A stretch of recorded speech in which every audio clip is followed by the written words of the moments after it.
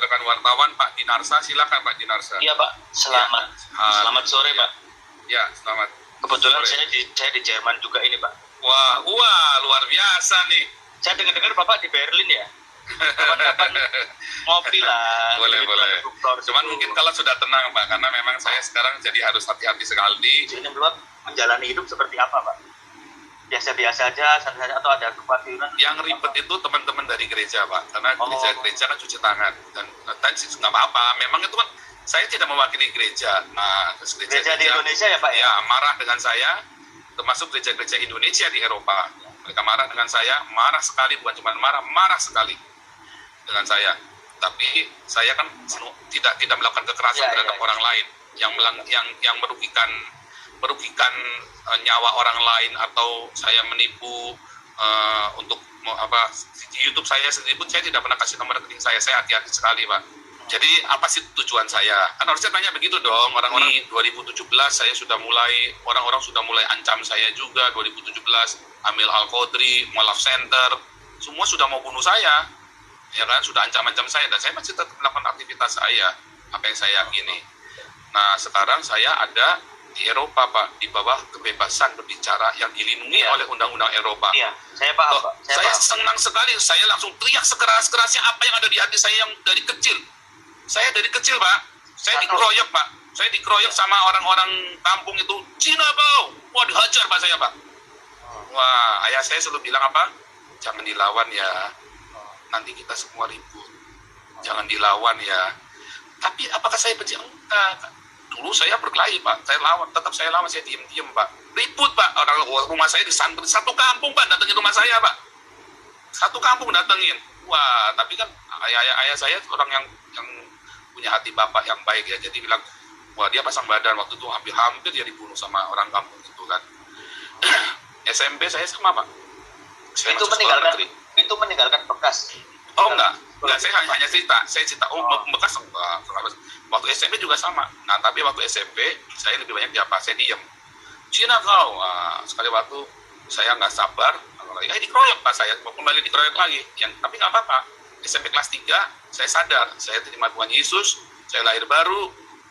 Terus saya mulai ngerti, mereka begitu karena mereka punya kemarahan juga. Wah, benar juga. Jadi saya yang harus injili mereka, beberapa. Jadi nggak ada masalah. Kalau gereja tidak suka dengan saya, PGI nggak suka sama saya, ya nggak apa-apa. Suka-suka, begitu pendeta palsu, ya suka-suka dia. Sama saya ngaku Nabi 26. Saya kan juga nggak maksa Bapak percaya saya kan. Apa saya pernah maksa Pak Dinarsa, kalau tidak percaya sama saya Nabi ke-26, saya taruh parang di lehermu. Kan enggak kan? Nggak boleh saya begitu. Mau percaya syukur, nggak percaya sudah. Saya artinya kalau memang mau memberitakan, jangan cuma diberitakan satu yang potong, yang kagak ngerti, orang-orang kagak ngerti apa-apa, terus Menkominfo bilang blokir itu akunnya Joseph Paulus. Sekarang saya harus mengaku memang sudah diblokir. Bagaimana orang mau tahu kebenaran dong akunnya diblokir sama kalian? Kalian cuma potong sepotong, saya bilang Nabi ke-26 bla bla bla, ya kan? Terus yang lainnya ada apa di sebelum dan sesudahnya? Kalau ini keluar akan menyakiti pihak lain, merasa nggak ada sedikit? Kenapa harus sakit hati Pak dengan yang saya ucapkan? Pertanyaannya, mengapa harus sakit hati? Siapa yang sakit hati? Menteri Agama kah? Berarti Menteri Agama kadar keimanannya kurang sekali. Wah, kalau ketua MUI bilang sakit hati, wah kalian tuh cetek, kalian itu unjuk Pak. Kita tuh boleh menyuarakan yang kita nggak benar. Yang kita nggak boleh adalah kita bunuh orang, atau kita bacok orang, atau kita ancam orang. Kita nggak boleh Pak. Di dalam kekristenan yang saya pelajari, ajaran yang jalan Tuhan yang saya pelajari, kita boleh mengkritik. Roma 13 ayat 1, kita nggak boleh kita memberontak sama pemerintah. Ngajak demo yuk, pemerintah di demo. Nggak boleh Pak. Menghasut itu nggak boleh. Tetapi ketika saya melakukan kritik sosial, itu boleh Pak. Di dalam Alkitab saya. Pak, itu namanya suara kenabian. Nah, balik lagi.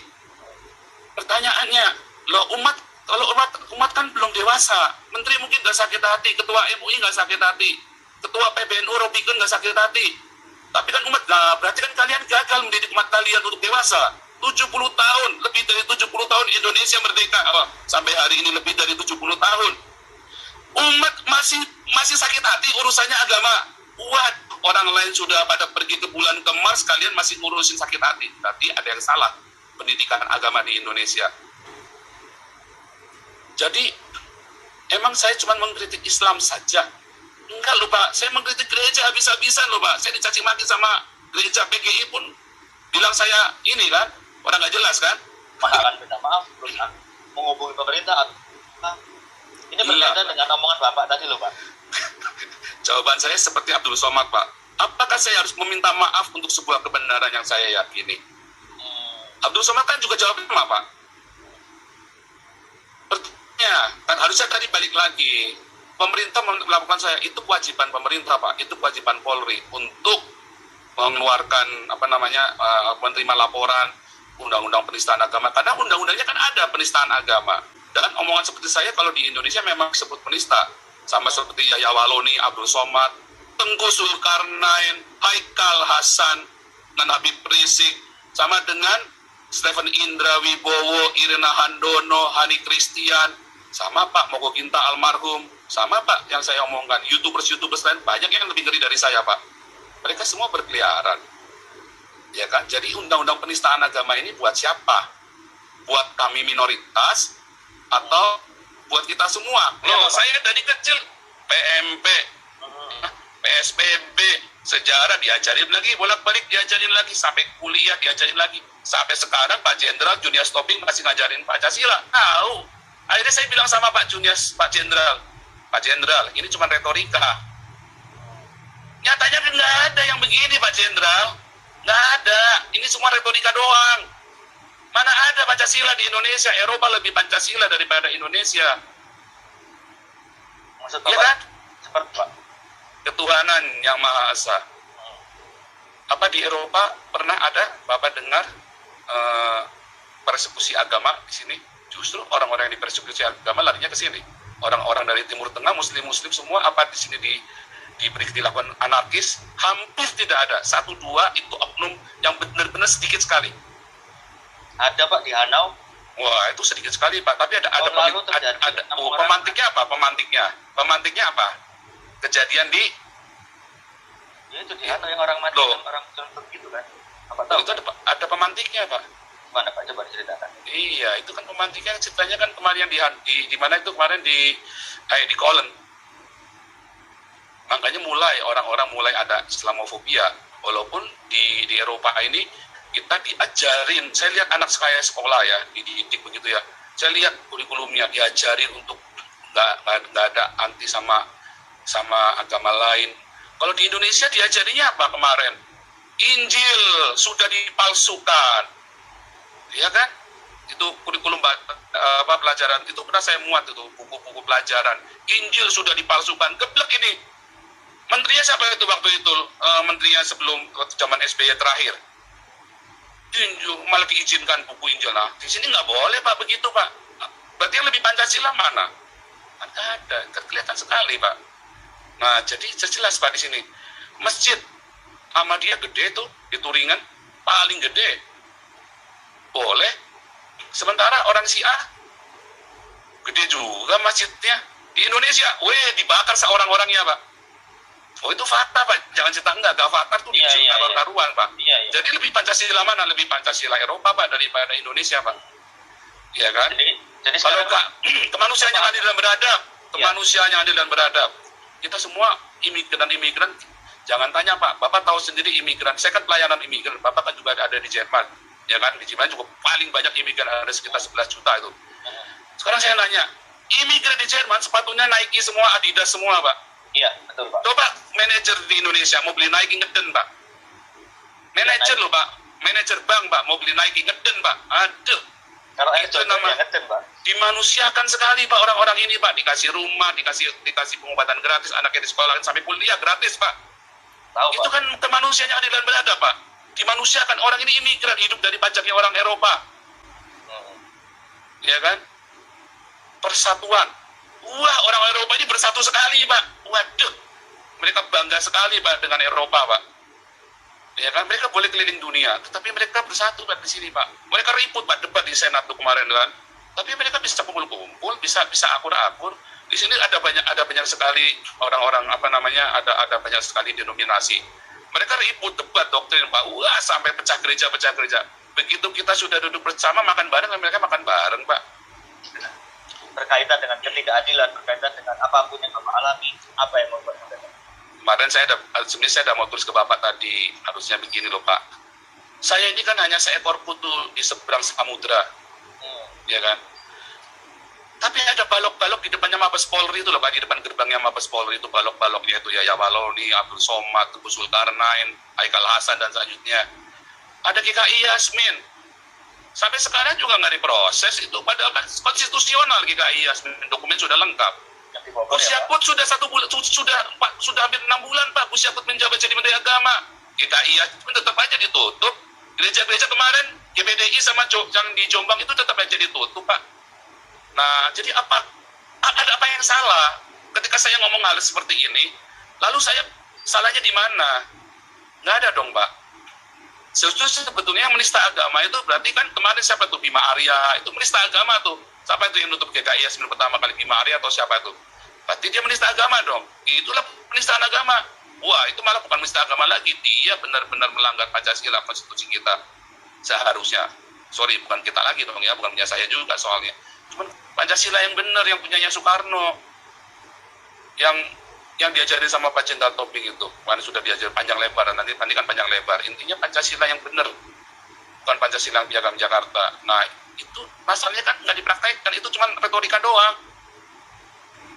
Maaf, saya nggak bilang mau menyakiti dong, menyakiti lagi. Enggak dong. Justru kita bilang, yang saya ngomong kan sebuah realita. Ya kan? Kita ngomong, makanya saya harus kesini dulu, terus saya ngomong, Pak, teriak, Pak. Jadi Bapak untuk ngomong dengan lebih lapang harus keluar dulu gitu ya Pak ya? Ya iya loh Pak, kalau saya di dalam saya lagi ngomong pun loh Pak. Oh. Saya baru live begini aja dari depan sudah Intel di depan, udah nongkrongin Pak.